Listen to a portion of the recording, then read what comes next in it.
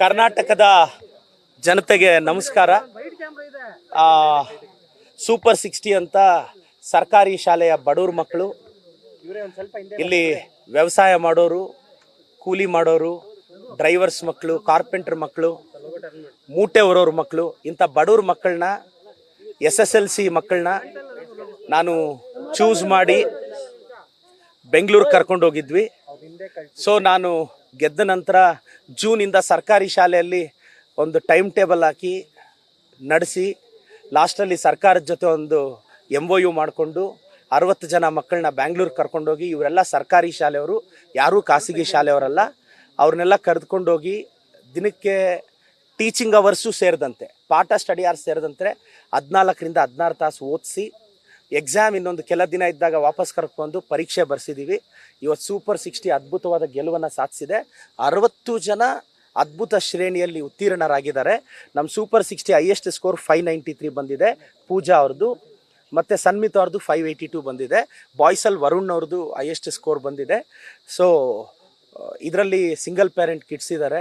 ಚಿಕ್ಕ ವಯಸ್ಸಲ್ಲೇ ತಂದೆ ಕಳ್ಕೊಂಡಂಥ ಹುಡುಗ ಇದ್ದಾನೆ, ಚಿಕ್ಕ ವಯಸ್ಸಲ್ಲೇ ತಂದೆ ಕಳ್ಕೊಂಡ ಹುಡುಗಿ ಇದ್ದಾರೆ, ಬಡವ್ರ ಮಕ್ಕಳಿದ್ದಾರೆ. ಸೊ ಶಿಕ್ಷಣ ಮಾತ್ರ ಒಬ್ಬ ವ್ಯಕ್ತಿಯನ್ನು ಬದಲಿಸಬಲ್ಲದು. ನಾನು ಚಿಕ್ಕ ವಯಸ್ಸಲ್ಲಿ ತಂದೆ ತಾಯಿನ ಕಳ್ಕೊಂಡಾಗ ಸರಸ್ವತಿ ದೇವಿ ಒಲಿದಿದ್ದಕ್ಕೆ ಇಷ್ಟು ದೂರ ಬರೋಕ್ಕಾಯಿತು. ಸೊ ಈ ಸೂಪರ್ 60 ಕಾರ್ಯಕ್ರಮ ಯಶಸ್ವಿಯಾಗಿದೆ. ವಿದ್ಯಾರ್ಥಿಗಳು ಸಂತಸದಿಂದ ಇದ್ದಾರೆ. ನಾನು ಅವ್ರ ಪೇರೆಂಟ್ಸ್ಗೂ ಧನ್ಯವಾದ ಅರ್ಪಿಸ್ತೇನೆ. ಚಿಕ್ಕಬಳ್ಳಾಪುರದ ಜನತೆಗೆ ಹೇಳೋಕ್ಕೆ ಇಷ್ಟಪಡ್ತೀನಿ, ನನ್ನಂಥ ಒಂದು ಹುಡುಗ, ಬ್ಯಾಕ್ಗ್ರೌಂಡ್ ಇಲ್ಲದೆ ಇರೋ ಹುಡುಗ, ಅಪ್ಪ ಅಮ್ಮ ಇಲ್ಲದೆ ಇರೋ ಹುಡುಗ, ನಿಮ್ಮ ಮುಂದೆ ಬಂದಾಗ ನೀವು ಒಂದು ಅವಕಾಶ ಕೊಟ್ಟಿದ್ದೀರಿ. ನಾನೇನೆಲ್ಲ ಮಾತು ಕೊಟ್ಟಿದ್ದೀನಿ. ಮತ್ತು ಇದು ಇನ್ನೊಂದು ಗೊತ್ತಿರಬೇಕು, ನಾನೆಲ್ಲ SSLC ಮಕ್ಕಳಿಗೆ SSLC ಸ್ಟಾರ್ಟ್ ಆದಾಗ ಅವ್ರಿಗೆ ಬೇಕಾಗಿರೋ ಗೈಡು, ಬುಕ್ಸ್ ತೊಗೊಳ್ಳಿ ಅಂತ ಎಲ್ರಿಗೂ 1000 ರೂಪೀಸ್ ಸ್ಕಾಲರ್ಶಿಪ್ ಕೊಟ್ಟಿದ್ದೆ. ಅದೊಂದು 3000 ಮಕ್ಕಳಿಗೆ ನಾನು ಸ್ಕಾಲರ್ಶಿಪ್ ಕೊಟ್ಟಿದ್ದೆ ಆವಾಗ, ಬರೀ SSLC ಅವ್ರಿಗೆ. ಸೊ ಈ ವರ್ಷ ಇನ್ನಷ್ಟು ಎಫೆಕ್ಟಿವ್ ಆಗಿ ಗೌರ್ಮೆಂಟ್ ಸ್ಕೂಲ್ನ ನಡೆಸಿ, ಮತ್ತು ನಾನು ಮೊದಲನೇದಾಗಿ ನನಗೆ ಇವತ್ತು ಫಲಿತಾಂಶ ಖುಷಿ ಕೊಡ್ತಿದೆ. ಇವತ್ತಿನ ಸ್ಟೇಟ್ ಟಾಪರ್ ನಮ್ಮ ಸರ್ಕಾರಿ ಶಾಲೆ ಮಗು ಅಂಕಿತಾ ಅಂತ, ಮೊರಾರ್ಜಿ ದೇಸಾಯಿ ಶಾಲೆ. ಇದು ನಮ್ಮ ದಿಟ್ಟ ನಿಲುವಿಗೆ ಒಂದು ನಿದರ್ಶನ, ಒಂದು residential school. So next year 625ಗೆ ನಮ್ಮ ಸರ್ಕಾರಿ ಶಾಲೆ ಮಕ್ಕಳು ನಾವು ಪ್ರಯತ್ನ ಪಡ್ತೀವಿ. ಈ ಬಾರಿ ಎಲ್ಲರೂ ಯಶಸ್ವಿಯಾಗಿದ್ದಾರೆ. ನಾನು ಅವ್ರಿಗೂ ಅವ್ರ ಪೇರೆಂಟ್ಸ್ಗೂ ಅಭಿನಂದಿಸ್ತೇನೆ. ಮತ್ತು ಅವರ ನೆಕ್ಸ್ಟ್ ಶಿಕ್ಷಣಕ್ಕೆ, ಕಷ್ಟ ಸುಖಕ್ಕೆ ನಾನೆಲ್ಲ ಇರ್ತೀನಿ. ಈ 5 ವರ್ಷದಲ್ಲಿ ನಾನು ರಸ್ತೆ ಹಾಕ್ಸ್ತೀನಿ, ಚರಂಡಿ ಹಾಕ್ಸ್ತೀನಿ, ಕಟ್ಟಡ ಕಟ್ಟಿಸ್ತೀನಿ. ಇದೆಲ್ಲ MLAಗಳ ಥರ ನಾನೂ ಮಾಡ್ತೀನಿ. ಆದರೆ ಆ ರಸ್ತೆ ಮೇಲೆ ನಡೆಯೋರು ಎಷ್ಟು ಜನರ ಲೈಫಲ್ಲಿ ಬದಲಾವಣೆ ತರೋದು ಅಂತ, ಇದು ಖಂಡಿತವಾಗೂ ನಾನು ಯಾವ ಉದ್ದೇಶಕ್ಕೂ ಮಾಡಿಲ್ಲ. ಇದು ನನ್ನ ಆತ್ಮತೃಪ್ತಿಗೆ ಮಾಡಿದ್ದೀನಿ. ಪ್ರತಿ ವರ್ಷ ಸರ್, ಇದು ಈ ವರ್ಷ ನಾನು ಡಿಸೆಂಬರ್ ಮುಗಿದ ತಕ್ಷಣನೇ ಕರ್ಕೊಂಡು ಹೋಗ್ಬೇಕಾಗಿತ್ತು. ಆದರೆ ಸರ್ಕಾರದಲ್ಲಿ ಏನಾಗುತ್ತೆ, ಈ ಮಕ್ಕಳಿಗೆ ಒಂದು 100 ದಿನ ಸ್ಕೂಲಿಂದ ಆಚೆ ಕರ್ಕೊಂಡೋಗಿ ಬ್ಯಾಂಗ್ಳೂರಲ್ಲಿ ಟ್ರೈನಿಂಗ್ ಕೊಡುವಾಗ, ಅಂದರೆ ಇವ್ರಿಗೆ ನೋಡಿ ಮೊಬೈಲ್ ಬ್ಯಾನ್ ಇತ್ತು, TV ಬ್ಯಾನ್ ಇತ್ತು, ಕಟ್ಟಾಕಿ ಒಂಥರ ಓದಿಸಿದ್ದೀವಿ.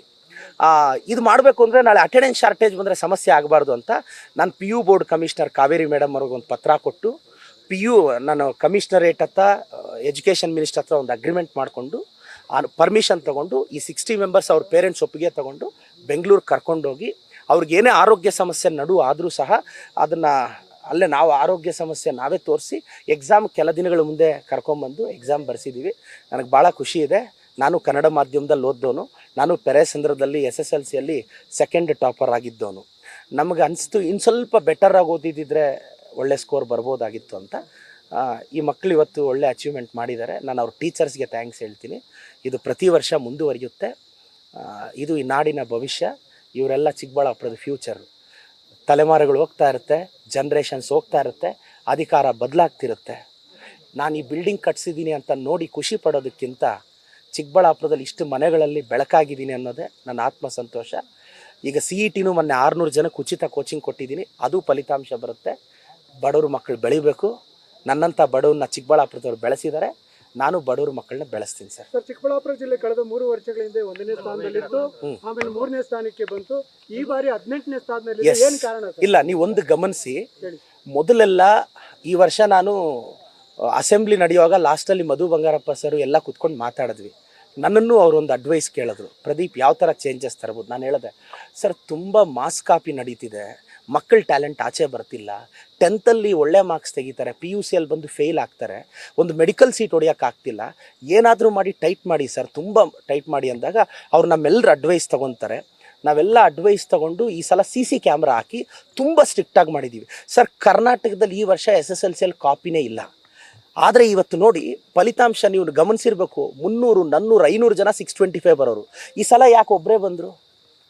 ಯಾಕೆ ಖಾಸಗಿ ಸಂಸ್ಥೆಗಳವರು ಈ ಸಲ ಪ್ರೂವ್ ಮಾಡೋಕ್ಕಾಗಲಿಲ್ಲ?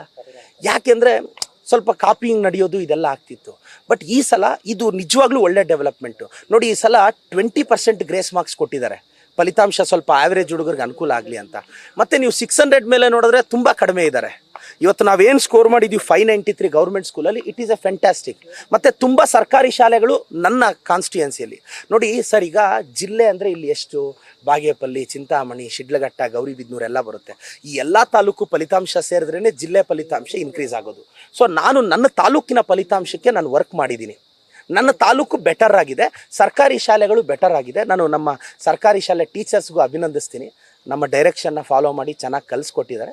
ಈ ವರ್ಷ ಇನ್ನೂ ಬೆಟರಾಗಿ ಟ್ರೈ ಮಾಡ್ತೀವಿ ಸರ್. ಇಲ್ಲಿ ನಂಬರ್ ಗೇಮ್ ಅಲ್ಲ ಮುಖ್ಯ.